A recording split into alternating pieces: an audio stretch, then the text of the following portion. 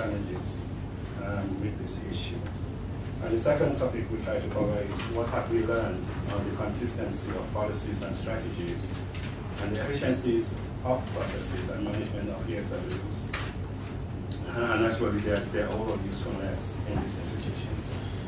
I would probably, add there the issue of funding of ESWs with respect to mainstreaming that in the work programs and interventions. And then we will then look ahead to say how can ESWs as a knowledge product contribute to the bank becoming a knowledge institution. I think all three institutions at different levels, the World Bank at the global level, the AfDB at the continental level, and DBSA at the regional level seek to be the premier knowledge broker in the regions where they are. So I think it's a pertinent question to ask. So without much ado, let me start. So Safira, do you want to give us a perspective from DBSA? Firstly, thank you so much for giving me this opportunity to speak to everybody. I'm quite excited to be able to share what DBSA is doing with regards to economic sector work, evaluation and development. Before I say anything, I think I should take a step back and explain to you that the DBSA has recently undergone, some of you may have heard about this, quite a significant restructuring. So we have new sectors, new divisions, new units, everybody's trying to figure out who does what and why. And I have the great pleasure of heading up the Operations Evaluation Unit, which has been shrunk significantly. But that's not a problem. The problem comes in where, as soon as I started to do my roadshow around the new bank, everybody says to me, okay, evaluations give us indicators. And, well, why do you want indicators? I mean, we need to measure what we're doing. Great, we need to measure what we're doing so we can report. And then what? No, we just need to report on it. But why are we so focused on reporting? Oh, because we need the economic information. But why? What are we going to do with all this information? Why do you keep bothering me for indicators? We have lists of indicators. Everybody in the bank knows how to use indicators. We know what to do with the indicators, how to incorporate them into our developing projects. Why do you want new indicators? And it came back, no, we want new indicators because we need the economic information. So I had to sit down and I thought, well, firstly, I'm given a stepchild of the bank to manage. People only want indicators from me. Nobody cares about development and effectiveness. Nobody wants to know about why indicators are important. Nobody wants to know about what my team actually does and what we do. So I decided to have a big think, and basically we've come back with, yes, indicators are, and our economic information, as we all know, is significantly. Without it, we don't know where we are. We don't know where we're starting from. We don't know where we're going. But if we only focus on that, on our indicators and our information coming through from our indicators, we're going to be developing within a vacuum. And that's one of the key problems that, well, I've picked up, because now anybody that speaks to me is, what's our development effectiveness? I say, well, what are you referring to? Oh, how many schools did we build last year? Access to schools is not development effectiveness. Were the schools relevant? Are more and more children or learners going to use those schools? Are we creating a generation of people who can actually go into university and go further? Is that what we're talking about? No, we just need to know about how many schools we've created, we've developed in the last 2 years for our schools program. That's development effectiveness. And this brings me back to the whole issue of why is the economic and sector work important for development effectiveness. If we don't know where you are and we don't know where we're coming from, we're going to carry on talking about broad subjects like access to jobs, access to education, access to services, without actually realizing what's the relevance and effectiveness for us as a country or as a region. And if we forget this, if we just keep on talking about economic as in job creation, access to services, and forget about the relevance of job creation, the relevance of what sort of education we're creating, what sort of education we're giving our people, we're actually not going to be going anywhere. And this is why evaluation is fundamental to enable effective development. And this is also why our indicators are just as important, but only if you use them. If we're just sitting and putting indicators into all our projects and revising our indicators, developing more indicators, only because we need more economic information and more sector information, we're actually not going to be going anywhere. And this is a key thing for the bank. We need to know where we are, where we're going, why we're going there, and what the animal at the end of the day looks like when we want to be. And if we keep focusing on indicators and research, and thinking of evaluation and development effectiveness as more of a cost center, we're actually not going to get any further. So that's my reason why I think economic and sector work is fundamentally important. And it's bigger than indicators, it's bigger than research, it's bigger than files and documents and information. It's actually what we do with them. That's not it. Let me bring in you or somebody from Japan. I think you anchored this on the debate in terms of its ESW last year. Can you just give us a flavor of that and what are the issues in the bank with regard to economic and sector? Maybe to begin with, we'd like to again a bit contextualize what is economic and sector. Because this is one of the first shock I had when I began this evaluation, is that more often there has many definitions of economic sector work as the number of staff in the bank. And in some institutions like the AfDB Bank, we don't have a definition of economic sector work. So everybody defines economic sector work the way it needs. And if we don't go to the root of this expression, sometimes we get lost. We get lost, we don't know how to differentiate, for example, economic sector work and research work, or just other internal work. And understanding that, we really just to understand why economic sector work is important. I would say the expression economic sector work originated from the World Bank. And in the 18th, the World Bank was publishing a report that was called Issue and Production. And these are those reports that became known today as economic sector work. I think that first started was more talking to what should be economic sector work. That is a report that should come out with issues. What are the issues? What are the options?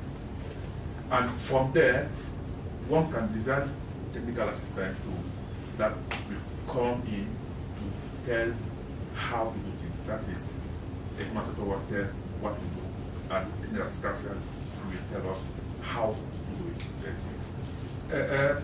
Coming back to the African Development Bank, issue of economic sector work really came out in the year 2005 when the bank tried to imitate, as usual, the concept of knowledge bank that was initiated by the World Bank. You mentioned it in 1996 with the whole version. And since the World Bank said we want to become a global knowledge bank, most of the different banks also tried to follow the path. In 2001, for example, the Islamic Development said, the Asian Development Bank, for example, said they also want to become a knowledge bank. In 2005, the African Development said we also want to become a knowledge bank. And becoming a knowledge bank implies some institutional reorganization, like in the African Development Bank, we created the chief economic complexes with organizing the research. But also, the bank SPTC said we will do rationalize economic sector work, do more economic sector work in quantity and in quality. But we did not, we said we do it, we should not say what it is. And this is where most of the problem came from, because we said we do something that we don't do. What it is. Nobody has definition. More importantly, I was also shocked in this evaluation at the beginning, because in the institution, there was no responsibility for economic sector work. When you talk to people in the research of economic complex, they will say economic sector work is the business for sectoral department and sector staff. And when we talk to the sector staff, they will say, oh, economic sector work is close to research, so it is a business for economic sector. So at the end, it becomes an obvious activity that is there. Nobody is very responsible for it. And this is one consequences of the fact that at the beginning, at the bank, we did not define what it is exactly and why are we doing it. And one consequence, maybe I will come back to that later, is because we have not defined why we are doing it, then we did not also build in the economic sector activity how to do with an economic sector report, for example. Once the report is produced, what do we do? Since we did not define why we are doing it, for whom we are doing it, Then when a report is produced, it is there, we share it on the table, or we put it on the net, expecting that somebody will come and download it and read it. Unfortunately, it did not happen because we don't do it. So, to come back also to this issue of the equipment sector work in the bank, I just end it by saying that it is really in 2008 that the bank also defined the economic and sector work as a KPI for the institution, that it will become a key performance indicator. So before 2008, economic sector work was not a KPI. So from 2008, we decided to count how many economic sector work we are producing, even though some of this economic sector work was not really economic sector work. Okay, having said that, then I mean, you as the operations practitioner among the group, and also given the fact that within the bank, I think the human capital department has been one of the largest producers of PSWs. Can you speak maybe to the second question of what are the how effective have you been able to leverage these PSWs in terms of activities in the human capital development field? From experience, from the number of ESWs that we have undertaken, certainly the reason is trying to understand the sector that you are working in. You have in mind an intervention that you want to bring. You want to be certain that that intervention will be addressing exactly the needs and that your partners are looking for. So the starting point basically is the vision of the country overall, and probably broken down to the sectors that Katrina has said. The more you go out to sectors, I think it's more closer and easier to do. Now the experience that we have so far, once we have looked in terms of the need, which is meeting what the government needs and what the bank as a sector is trying to look into facilitating, assisting the government. You now have to look at the apparatus that you have to be able to undertake that, because I think the code which have been developed, the apparatus that you have is basically issues of data that normally we find lacking in terms of the country's baseline data, to be able to establish exactly, as Dr. Nkosana was saying, where you are. Where he took it further, that you also need to understand why are you there. But for us, we want to look where we are now, and then using the vision of the government to try and see where do we want to go. Now that becomes, yesterday there was a term that was used that this development is like a journey.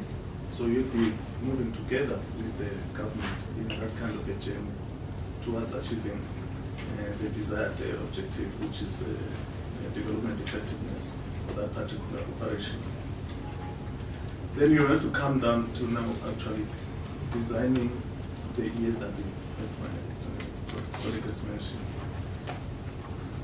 You now have to look exactly what is it that you have to do to be able to address the question. Though you have the issues of the teams. For the current practices, normally, even though maybe once we have discussed with the governments and agreed on the nature, on the goal of the objective of the ESW, but the actual implementation tends to be done by the bank, which misses an opportunity in terms of the local capacity building. The view that we have is that we should be working together with the national authorities. It is their need that we want to address. So we have to move it together in this team. So the issue of capacity, besides the indicators, the issue of capacity at national level becomes very much important. Now, in terms of the designing the SW, the issue that was raised by Dr. Nkosana in terms of being very direct in terms of the diagnostic, that exactly this is the reason. Because now you know where you are, you know where you want to go, and you are trying to see how you move from point A to point B.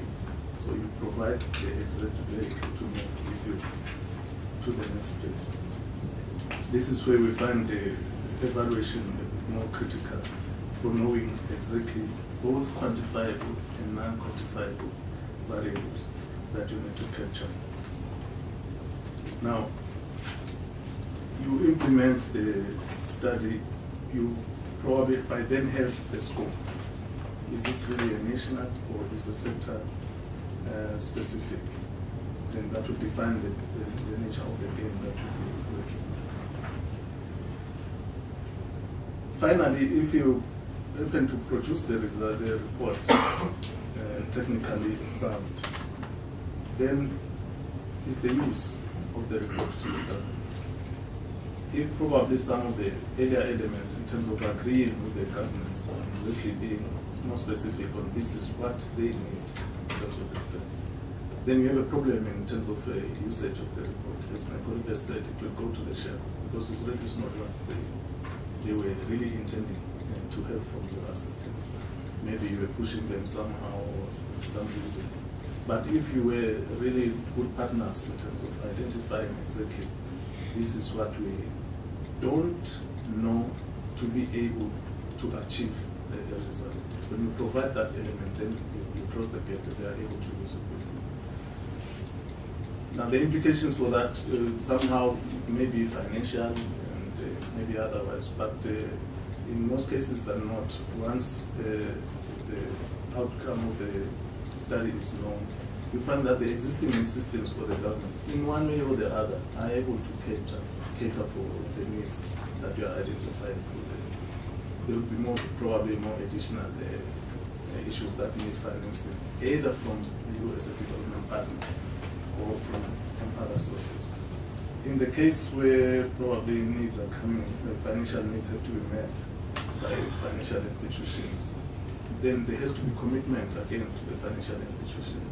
Once we have identified the issues, we will be able to follow through and partner. That is why I said it's a journey until you achieve the goal. I would like to put my student as a closing remark, an example of an ESW we did in Mozambique in, I think it's 2008, on maintenance in the social sectors in Mozambique. I joined the study a little bit in between. I don't know how the genesis of it was, but when I started on, I found that there is no cast between government and the bank in terms of the need, so that one provides a chain for us to move. When we undertook, of course, we used a consultancy from the bank that was on the connect. We moved collaboratively until the study was accomplished and it was taken to the highest level of authority in Mozambique in terms of approval and acceptance. Now, it had financial implications for the bank to assist Mozambique in a social sector maintenance program that was proposed by the study. At that time, the bank was restructured, and the catchphrase of infrastructure being the priority came into being.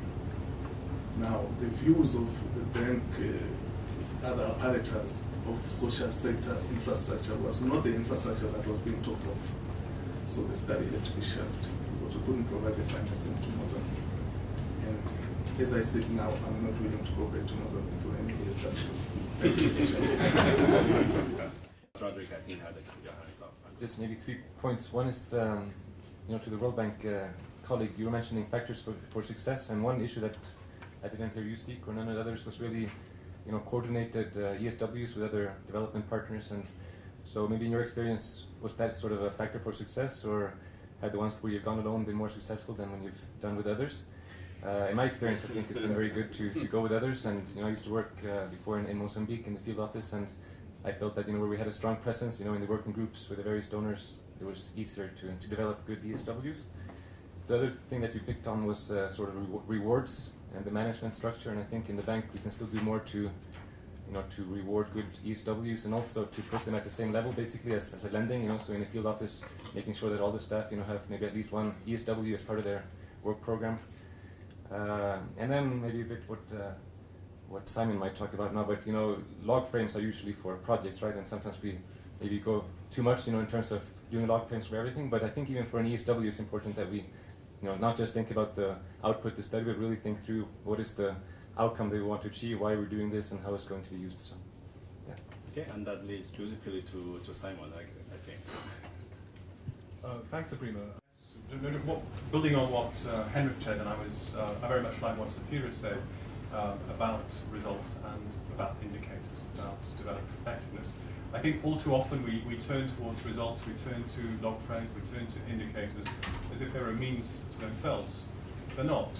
What is important is ultimately, I think, some of the lessons you can draw out of them, how this information can be used to better inform our operations, how it can be used to better inform our strategies. And then we have to have all the institutional structures in place to allow us to make best use and optimum use of this information in ways that would allow us to make these changes where they're necessary. And for that to happen, and just to give you a bit of a sneak preview of what I'll be saying as I close, I think we need to become a truly learning organization. This is what it's ultimately about. And I see evaluation as a very important and constitutive part of becoming what we might call a truly learning organization.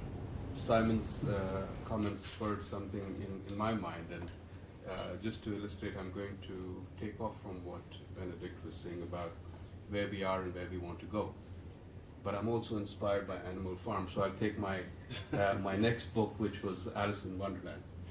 And you'd recall that Alice is looking for advice and so on, and the Cheshire Cat's response is, well, if you don't know where you want to go, then any road will take you there. And this is part of the problem. We, as Katrina was saying, in 1996, the World Bank declared that it wanted to become a knowledge institution.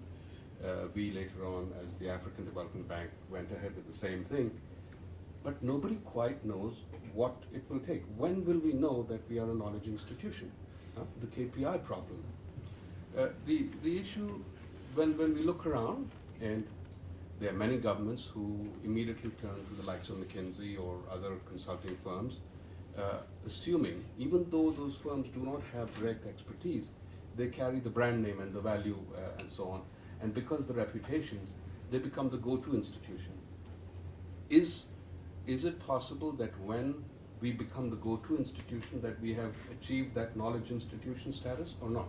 And I don't know, because the indicators are so fragile and incomprehensible at some level. You can't define a go-to institution because 4 clients came to you, but is it fine if 80% of them come to you? I don't know. The second point I want to get advice from colleagues on is, we talk about the demand side of the equation, and Katerina mentioned, the client has to request it, etc., etc. So there is the pull factor. In the business we are in, there is also a push factor. There are times when we want to go forward with advocacy and so on to bring about policy change in our client countries, and that becomes the push factor. So when do we know which is the right level and which is not? The World Bank spends 30% of its budget resources on economic sector work or knowledge work, let's put it that way. We spend way less than that. At some level it is deplorable, because you're saying you're going to become a knowledge institution, but when you're spending less than 5% of your budget on knowledge products, then by definition you're not going to get there. So I think I want to get guidance and thought, probably provoke some more thoughts on something like this, in terms of how we can go forward as an institution to get to that knowledge institution part, after defining what it would take in terms of when we know when we are there, and how will we know when we are there, and what types of steps we should be taking to get there.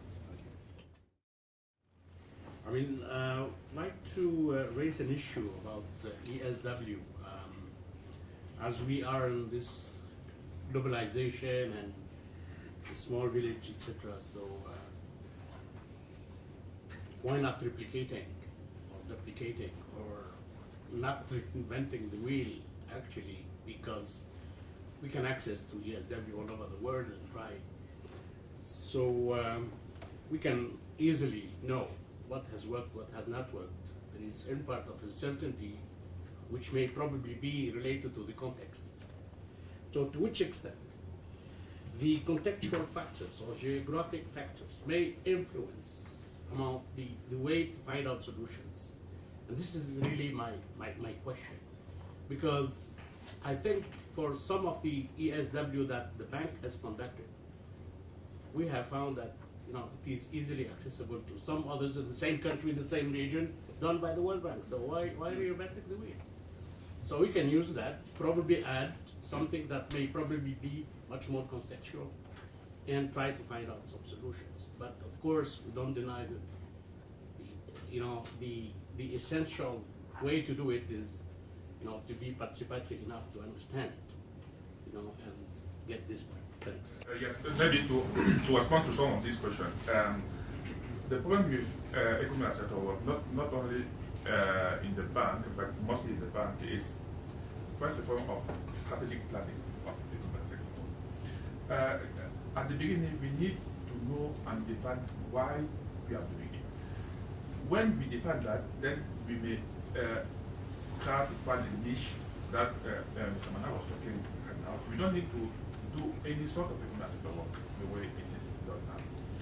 And you will see in the bank has this country strategic paper. In some of these country strategic paper, that's what the bank will do in 3 or 4 years in the country. Sometimes some economic sector work are planned to be done. Those are strategic economic sector work. The country team has identified that we need to learn more about this issue in this sector in this country. But you will see at the end of the CSP, the country strategic paper, you will see many economic sector work was done, but none of those was planned was done. But other economic sector work was done just because in the course of the period there was some trust fund resource available to do some sort of a study that does not really speak to the country or even to the bank, but we have resource and we have to do it. This is one aspect. The second aspect is that the bank has jumped into making economic sector work key performance indicator without trying to define where we want to go with it. And we see every year, one colleague from Mozambique just mentioned, he mentioned in Mozambique, the manager or the director will say, I need every one of you to do what economic sector work. Because the unit wants to make the case that we are working. So we need to put it economic sector work. And what happened is that at the end of the year, when they have not done proper economic sector work, they turn whatever report they have on the table to be and call it economic sector work. Since we don't have definition, even if it is the kind of back to office report, they call it economic sector work. In the course of the evaluation, I tried to find all economic sector work that the bank has done from 2005 to 2010. I have 275. And I can't tell you what happened. There are some very good economic sector work, but there are things that you see, prepare something, they say economic sector. So these are the type of things. But since we don't have a definition, we don't have, even in our operation manual, we don't have the chapter on economic sector work was not written. So we don't even know what are the processes for an economic sector work, what is an economic sector work. So everybody will decide to call whatever one call it is an economic sector work. But I mean, are we talking about semantics in the sense that all we're saying is we want to do analytical work with a purpose? Mm-hmm. So whether we call it economic sector work or at the end of the day, I think what you want is to say I'm increasing knowledge in a particular area that will allow me to knowledgeably or better intervene in a particular space that I previously may not have been able to intervene. And I mean, I'll just give an example. In the course of our preparation or dialogue, when we moved to this area with the middle-income countries in the region, one of the things I'm finding in terms of our lending program, for example, with Botswana, with Swaziland, and to a lesser extent with South Africa, is the issue of lending limits. They all have lending ceilings. In some of these countries, 20% external debt, right? And they're now, most of them are now just below that threshold, 19, 18% of that. So when you go back to the CSPs that were prepared before, maybe from the point of view of those that were doing it, that wasn't an issue. For me, it is a major issue if I'm talking about transformation and longer-term growth, because instead of saying I'm going to constrain myself to 20% external debt level, why not 30%? and then factor in. So I'm just saying that it's a dynamic process. It's not a static process. That once you define what's going to be done in the CSP, then you have to do that. And I'm just wondering how, Katrina. I think one thing the evaluation did find that economic sector work could be easily blown off course. We all want to please the client, and often it's very easy to lose sight of the longer term, medium term development goals that your original ESW was planned on, because your minister, your client calls you and says, I really need something short, quick, and now. And you respond to that need. But then, as you said, then the rest gets shelved, it doesn't get done. And I think the way the bank has began to try to deal with this, and I'm definitely not saying it's successful yet, is to make sure the economic sector work is built into the country partnership strategy as part of it and aligned with those 3 pillars. Because otherwise, when it's freestanding, it's not going to go anywhere. You're going to be blowing left and right with it. So I think that was an important factor that helped improve things a little bit. And I still think a lot has to be done. Maybe speaking to some of the other questions, working with others was brought up. We still have a lot to learn on that front. Where we've been a little bit better, rather than working with institutional partners, I think it's been with local experts. I know I've heard often in the South African context we've been criticised at the World Bank for not using the vast amount of local expertise here. And I think 2 ways is to do. One is to bring these experts in some of these projects that we're doing on the ESW work, bring them in to co-partner with you, and hopefully that does work to improve effectiveness somewhat, and also improves your advice because you have somebody who really knows the local conditions and can translate the best practice to what's local here. The other thing that I think has been working well is some of the initial work I'm seeing in South Africa, and also in reading some of the experiences of other countries, stay and Malaysia. It's where there were high-level steering committees and working groups where we met with the policymakers and they gave us guidance and they said, we want X. And of course you had to be tough sometimes and say, well, that's not in line with the strategy we had developed with you for the 3 years there. But there was a dialogue, and it was held not just once every 3 years, but every year to refine things. And they gave direction on how to choose the work program. The other thing I've seen in coordination, and this is coming from my time in capacity building at the IMF when I was in the Fiscal Affairs Department, and it went across the fund, was they began to work on what was called technical capacity centres, these AfriTacs. And again, they were all driven by the need to be on the ground and coordinating with other donors and players, and with the local authorities who guide the work programme. So the fund, which is a very DC-based institution, saw the need to go out to the regions and have local offices there, and to have the donors fund these and the countries to decide the priorities of the work programme. It's a very intensive dialogue. It's very expensive, but they felt was the need to be there was to improve any technical assistance that was being given. I think the decision was taken in 2006, 2007 to go this way. Again, because it's expensive, it meant we actually went after a lot of trust funds. And maybe turning to Rakesh's question, how do you know you're there or not? I would say it's when your client calls you up and says, we want your product.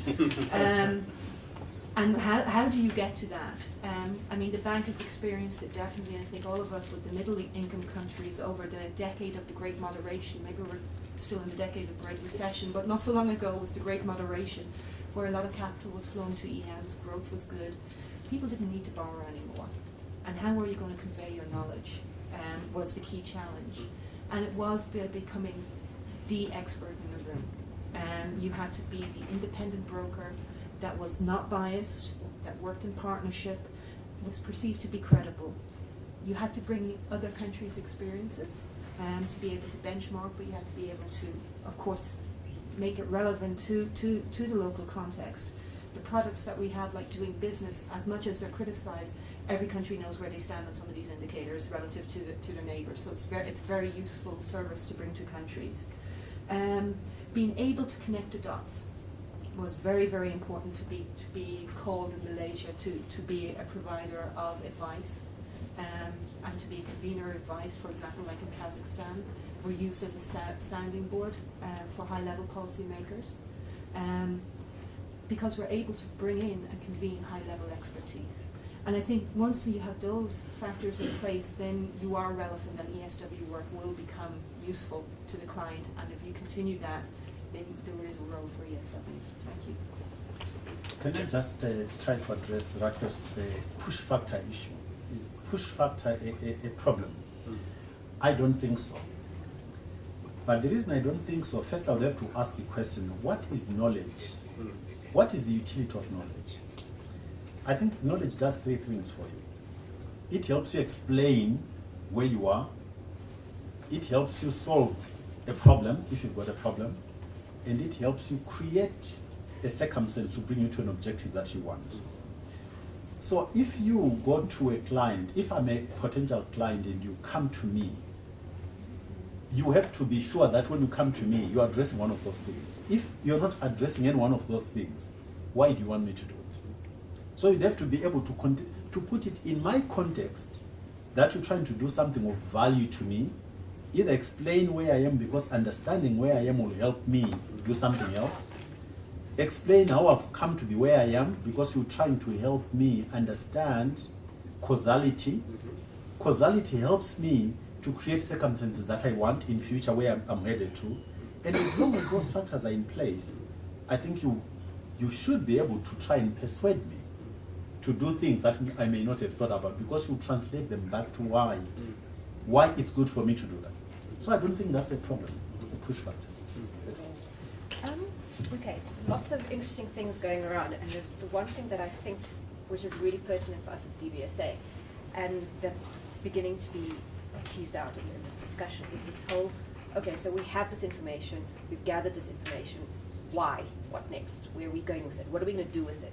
And for me, I mean, without a doubt, knowledge, information, data is fundamental. We're again, working within a vacuum if we think we're just going to go and do something, because we're going to do it and call it development. It can only really be used is if we take this ESW knowledge and we take the knowledge coming out of our evaluations, and then we actually bring them back into our policy and our strategy.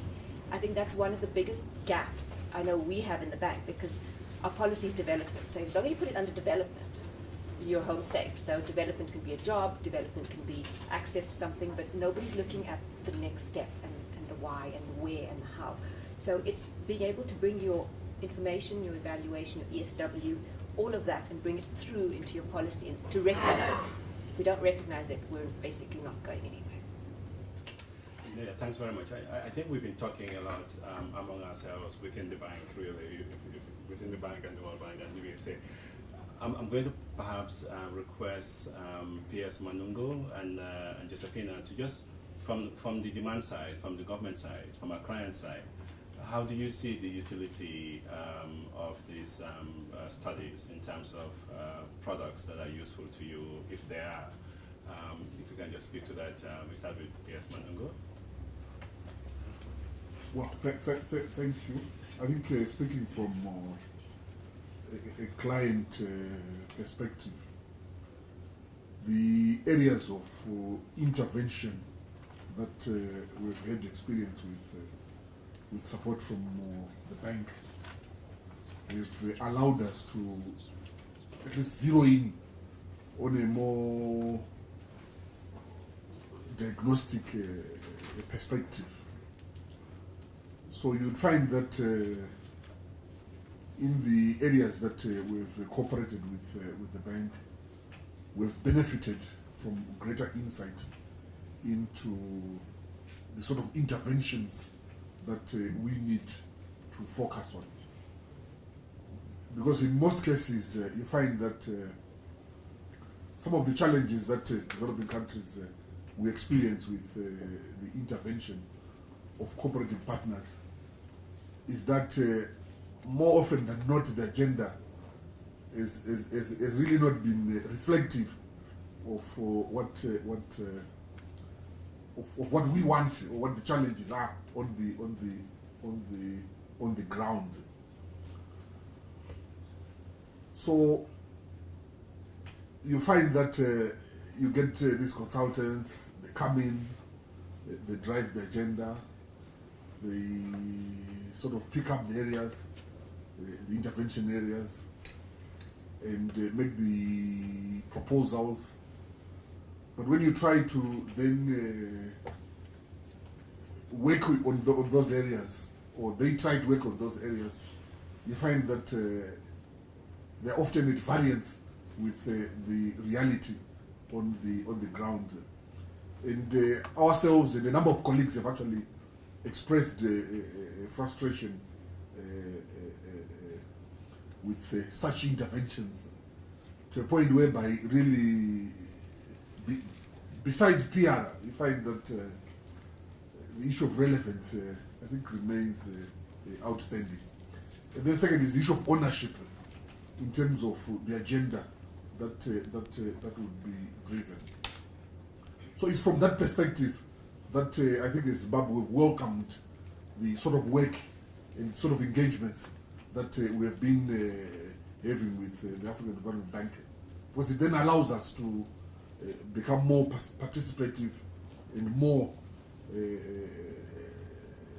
inputting in terms of the agenda, and ensuring that the agenda that we actually have is then consistent and with the work that the bank would want to do in terms of assisting us.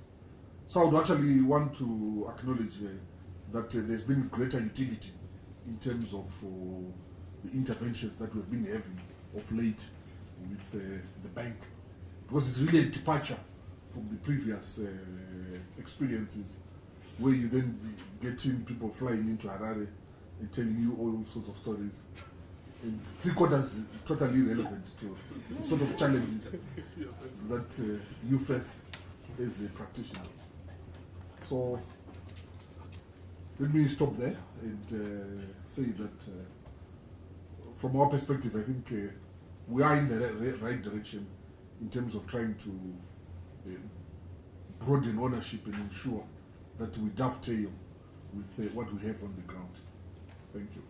Okay, thank you, P.S. Monago. I think, Josephina, with the National Development Plan that the Minister Manuel and your team put together, it was underpinned by a significant amount of economic sector work. I just wonder if you can speak to us for a minute or two on your approach to this. Okay, where do I start?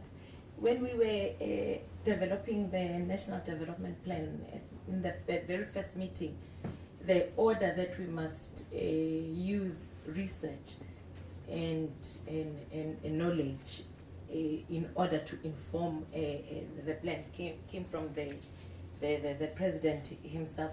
And when the plan was started, it wasn't quite clear how to begin, because for South Africa it was the very first time we had a long-term, we're trying to develop a long-term vision and long-term plan. But of course we tried learning from what other countries were doing. I remember very well I visited Kenya and Uganda, as well as of course the usual, the Chinas, the Singapores and everything, to find out how you start drafting this long-term vision. A lot of knowledge was assimilated in creating what we said was the diagnostic report. The diagnostic report was made up of about 11 chapters, trying to find out what exactly is wrong, where are we, and how do we move from here to wherever it is that we want to go. And just to say, one of the reports that came out, should we say timely for us from the World Bank, was the one on inequality of opportunity for South Africa, and it helped inform what became the overarching, should we say, objectives of removing, of reducing inequality and eliminating poverty by 2030, which became the rallying cry around what is now the National Development Plan. So yes, knowledge, and even within the presidency, we've got a program called PSPPD now. I'm trying to remember what it stands for. But it is funded by the European Union. Again, it is trying to connect the knowledge, should we say, the knowledge producers with the policymakers to ensure that whatever policy one comes up with, it is informed by policy. So the diagnostic we did, and then from there on we drafted the plan. But again, we involved a lot of people. We went to academics, but we also went to normal mothers and fathers in the country to ensure that the agenda is not driven only by the elite, as Nkosana is saying. And one of the things that came out, especially for me, was that there really is a lot of knowledge products around all these other issues, but not enough on the softer issues. So the issues of inequality of opportunity, for example, were great. It really was very important for us. Issues of nation building, and especially for Africa, where borders are colonial made, and inclusion is not at the center of all the policies that we try and come up with.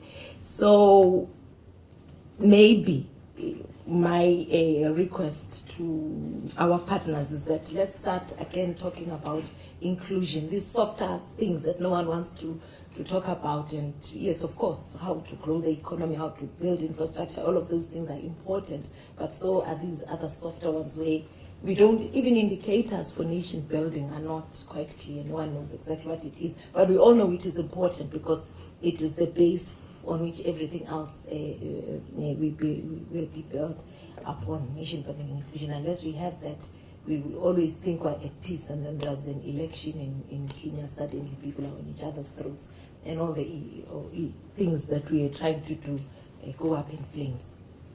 Thanks. Okay, thanks very much. We have about 15 minutes, so we'll come back. But I think Nkosana has to leave and has a burning question. So thanks very much. It's not a question to which I expect an answer here now. It's a question I want to leave with you, a question which bothers me. It's bothered me for a long time.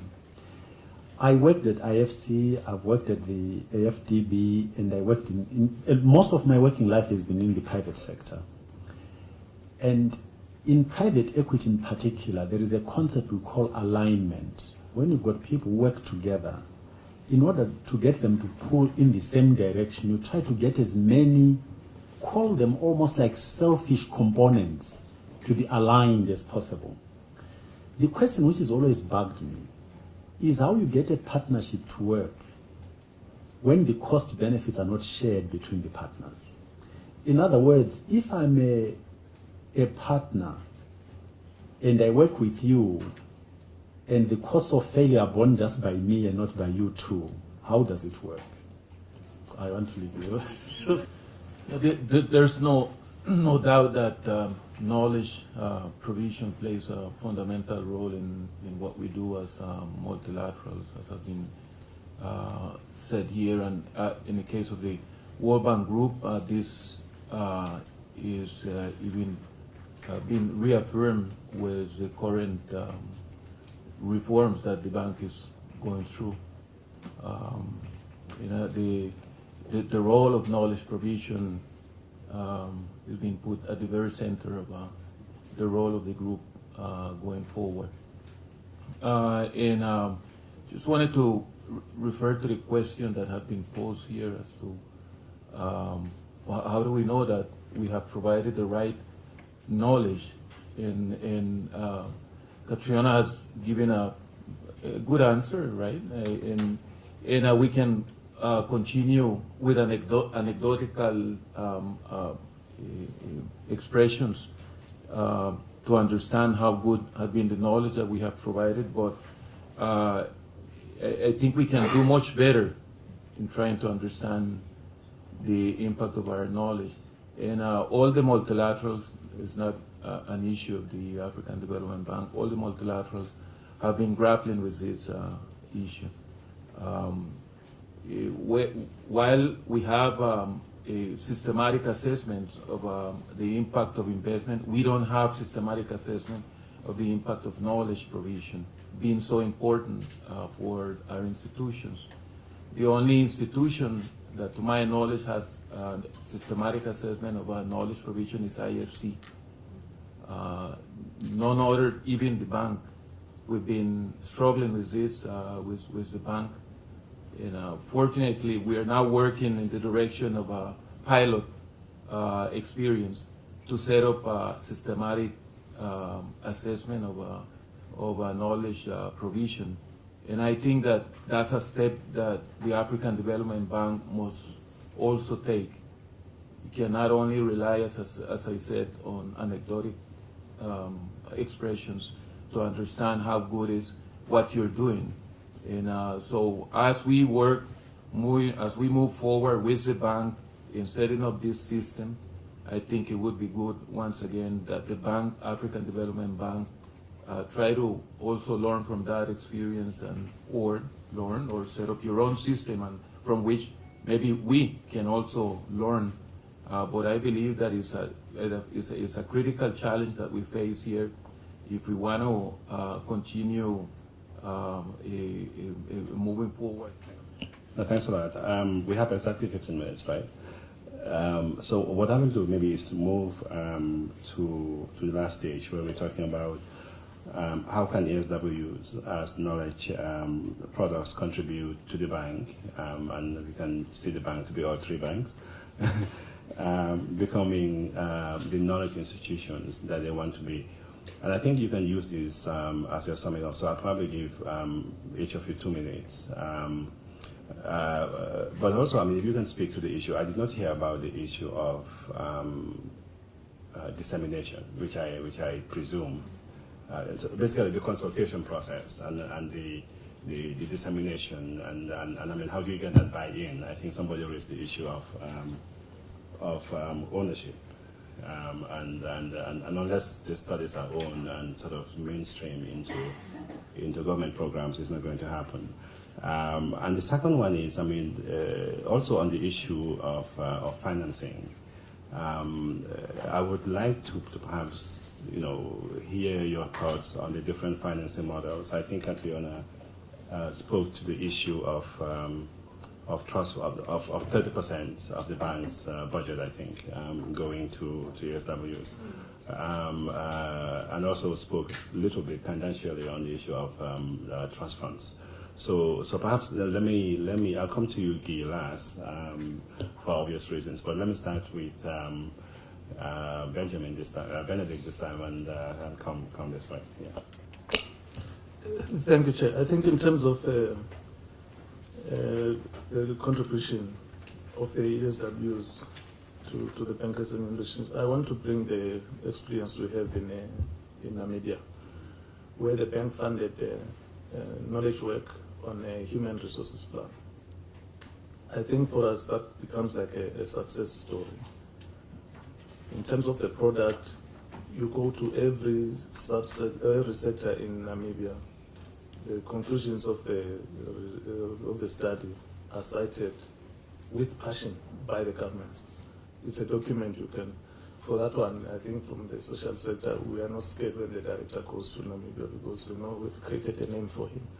So this is where I think in terms of the entire process of engagement from conceptualization through to completion of the study, as well as launching or dissemination purposes, the government took part.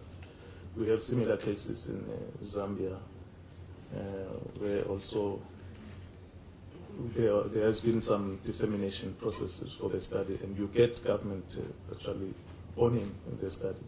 But the implication there is that on a technical basis, when you conceptualize the study and you provide the funding, to touch a little bit on the funding, Mr. Chairman, you provide for the funding for the study, you have to be inclusive include that type of a dissemination. In most cases, for the studies that we've been having, we find that that element is left out simply because we are not sure, in the absence of the definition of the processes that my colleague was mentioning, we are not sure whether your end product will be just presentation on the board or something like that.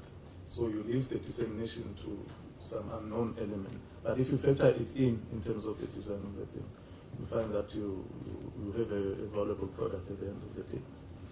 Thank you, Chair. Specifically, something that the DBSA has learned with knowledge dissemination within the context of a lack of capacity, and here I'm referring to our municipal, we call them our M2, M3 markets. If you take a step back and think about all this sustainable development, everybody's running after climate change, green projects, green is amazing, green is awesome, we need green funding.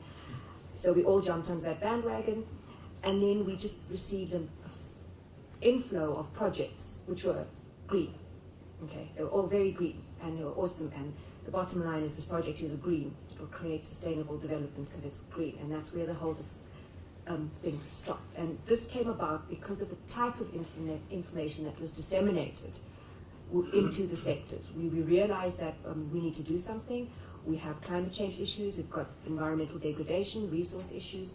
How can we do this? We'll start talking green within our municipalities. But we ended up with this inflow of projects which were couched in green, greenwash shall we say, but actually have no development impact, are not lending or adding to anything, and are fundamentally taking us backwards at the end of the day, because they're being done in a vacuum. They're being developed in a vacuum, they're being implemented in a vacuum.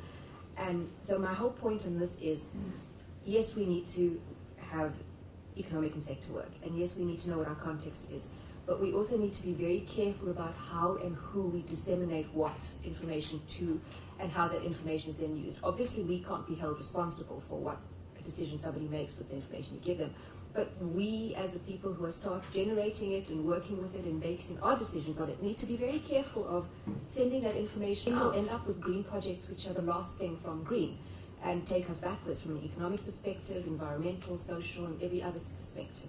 So for me, knowledge dissemination, fundamentally important. Context is even more important, and also, you come back to that whole thing, a little bit of knowledge in the wrong hands, or a little bit of knowledge in the right hands, and your outcome. So if we can just keep that. Yeah. Okay, Centurion.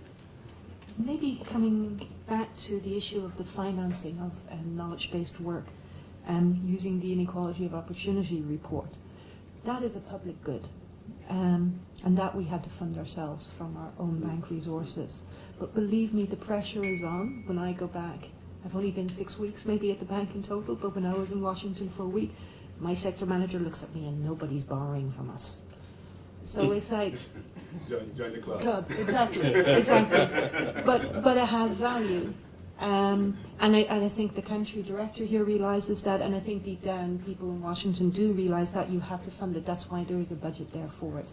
It's disseminated extremely well. It has long preparation times. We consult with the clients to see if this is of use to them. Now, the other type of knowledge work we do is to try to address specific needs of our country clients. And we try to do that through reimbursable fee-based services, where we initially do the investment up front and then we get paid for the work, almost a McKinsey type model, and with upfront payment. But even to do that, one needs seed money to begin doing the ESW work, so you can prove your value. What can you offer? What products are on the table? You need to have a dialogue with country clients to understand their needs better. And it takes a lot of time to get to these services. So I think it's an issue that we grapple with. But we do see the dissemination of the reports very important. The Inequality of Opportunity style reports are public. The economic chief economist reports, all of these are public goods. The problem with moving to the fee-based services, they're often confidential goods that are subject to confidentiality clauses. So you may get your funding eventually for the work that you need to do, but then the public good aspect of it may falter, and it's very hard to often convince clients of that aspect of it, and the work should be really. So there's trade-offs and difficulties in balancing this relationship. So I'll just leave it there with that. Thank you. But I'd like to make perhaps 3 points. One, in terms of the road and the KPIs and so on. In my view, I think the day that we think we have arrived is the beginning of the decline. I think as a knowledge institution, the pursuit of knowledge has to be constant and continuous. Second, when I was at the World Bank, there was a development which we had done there of a knowledge economy. And there were many sub-steps to it, and the broad indicators, sub-indicators, and so on. It's very interesting, the clients who came, the clients that Catherine was talking about, who came for a diagnostic on how far ahead they were in terms of a knowledge economy. I'll give you the names, I won't ask for a guessing game. Finland came twice. South Korea, Japan, Norway, China, India. These were the client countries who came. For those of you who recall, Finland has been the choice knowledge economy, globally speaking, 3 times in the last decade. So what these policymakers were doing is identifying the gaps based on the diagnostic, continuously filling those gaps, and therefore staying ahead of the curve, if you like. I think as an institution, we need to do exactly that, and we need to push our client countries, I hate to say client countries, but partner countries, together in that same direction as we go forward on this. Thank you. Great, thank you very much. On those very wise words, I think we can wrap up this session. And I see Felicia smiling, so it means that I'm doing well on timing. But please, before we do that, can you join me and give a round of applause to